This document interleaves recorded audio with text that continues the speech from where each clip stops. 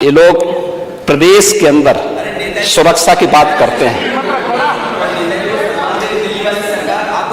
हम शर्म तो तुम्हें करनी चाहिए जो अपने बाप की सम्मान नहीं कर पाए। कम से कम इस बात को शर्म करनी चाहिए। उनके शासनकाल के समय हुआ ही था जब स्टेट गेस्ट हाउस की घटना घटित हुई थी।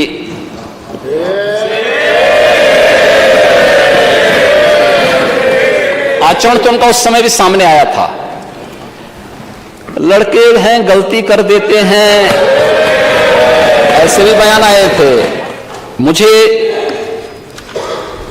महाकवि दिनकर की कुछ बातें याद आ गई हैं। आज जब सदन की कार्रवाई प्रारंभ होनी थी ठीक 11 बजे, जो दृश्य हम सबको देखने को मिला है वह मैंने पहले भी कहा, कल प्रयागराज की घटना अत्यंत दुखद है और इस घटना का जो भी दोषी होगा वो बख्शा नहीं जाएगा।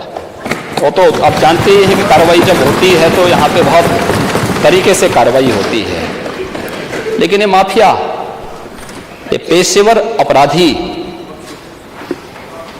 आखिर किसके द्वारा पाले पोसे गए हैं और क्यों इतनी परेशानी हो रही है? माननीय हमारे नेता विरोधी दल को चोरों के जो है हित ठगों के बल हैं, जिनके प्रताप से पलते पाप सकल हैं।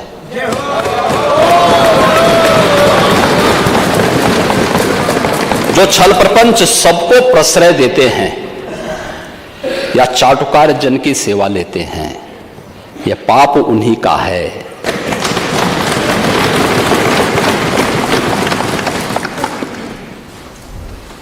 जो उत्तर प्रदेश की जनता को, 25 करोड़ जनता को पहचान का संकट खड़ा हुआ, इन्हीं पेशेवर माफिया और अपराधियों के कारण हुआ है, जो सत्ता के द्वारा पोषित होते थे, जिन्हें महिमा मंडित करके ये लोग अपने आप को गौरवान्वित महसूस करते थे। जिन पेशेवर माफिया और अपराधियों के सामने सत्ता नतमस्तक होती थी, और आज उत्तर प्रदेश भी इस बात को जान रहा है और देश और दुनिया भी जान रहा है, उन पेशेवर माफिया और अपराधियों के खिलाफ जो कार्रवाई चली है वह एक नजीर भी बनी है। और फिर मैंने कहा है तो इसमें हम सूची भी जारी करेंगे। मैं आ रहा हूं, आज हम कर रहे हैं, आज उस पर पूरी चर्चा में भाग लूंगा। और मैं तो इसीलिए मैं धन्यवाद दूंगा माननीय अध्यक्ष जी को कि उन्होंने मुझे आज के दिन दिया है। मुझे लगता है आज और कोई बिजनेस नहीं होगा तो इस बिजनेस को थोड़ा आज इसी पे चर्चा हो जाए, इसी पे आज चर्चा करा ही लिए जाए। महोदय, जब हम इस बात को कह रहे हैं, वास्तव में राज्यपाल महोदय ने जो यहां पर अपना अभिभाषण दिया था, दो कारण से, संवैधानिक प्रमुख होने के नाते और एक मातृशक्ति की प्रतीक होने के नाते इतना सम्मान तो होना ही चाहिए था। हम बड़े बड़े दावे करते हैं, लेकिन सदन में राज्यपाल महोदय आ रही हैं सदन को संबोधित करने के लिए, आपको तो मौका मिलना ही है। आप अपनी बात को, सहमति और असहमति के लिए सदन है, लेकिन हम विरोध करें, गो बैक के नारे लगाएं,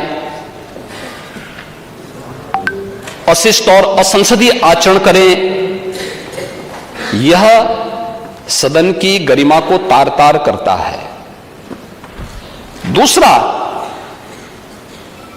मातृशक्ति की प्रतीक एक महिला राज्यपाल के द्वारा सदन को संबोधित किया जा रहा हो, हमारे लिए तो गौरव की बात होनी चाहिए थी, हर्ष की बात होनी चाहिए। उस समय नारे लगा करके पूरे सदन की कार्रवाई को बाधित करने का प्रयास हो।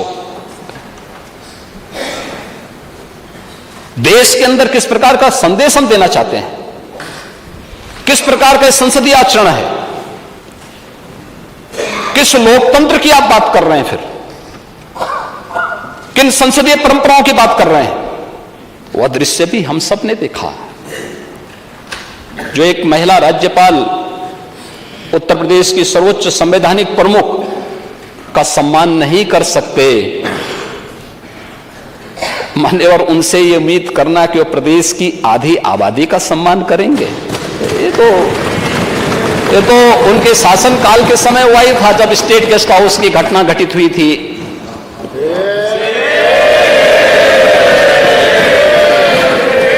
आचरण तो उनका उस समय भी सामने आया था।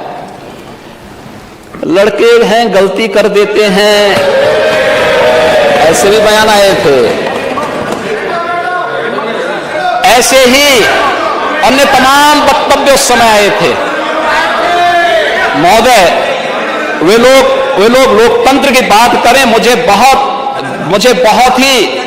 बड़ा आश्चर्य होता है। ये किसके गुरु हैं? यानी यह शिवरानंद गुरु किसके हैं? यह बड़ी आश्चर्यजनक स्थिति है।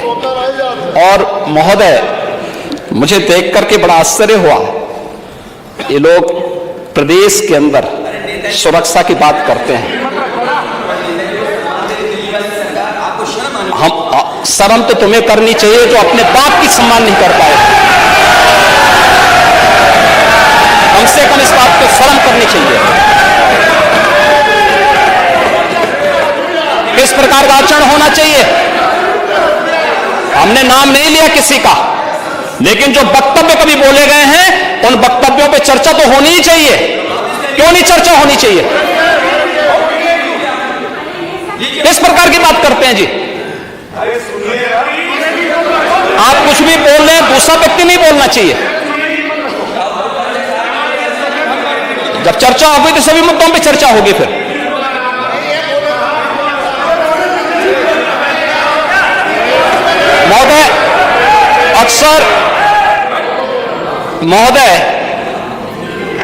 अक्सर जब हम लोग अभिभाषण की चर्चा करते हैं तो कोई भी संवैधानिक प्रमुख सरकार की उपलब्धियों के बारे में चर्चा करता है और अपनी भावी योजनाओं को भी, सरकार की भावी योजनाओं की भी चर्चा करता है।